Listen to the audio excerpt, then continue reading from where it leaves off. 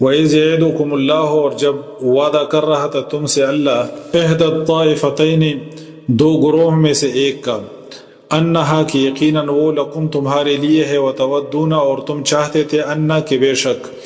غیر ذات الشوکت جو غیر مسلح گروہ ہے، تکون وہ ہو لکم تمہارے لیے، وَيُرِيدُ اللَّهُ اور چاہتا تھا اللہ، أَن يُحِقَّ الْحَقَّ کہ وہ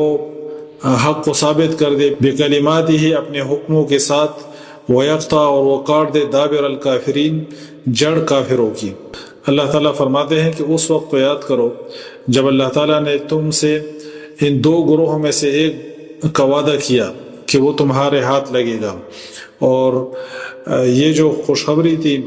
یہ خواب کے ذریعے پیغمبر صلی اللہ علیہ وسلم کو اللہ تعالیٰ کی طرف سے خواب میں جو ہے نا یہ دکھایا گیا تھا۔ تو اللہ فرماتے ہیں کہ تم وہ گروہ چاہتے تھے کہ جس میں کانٹا نہیں تھا،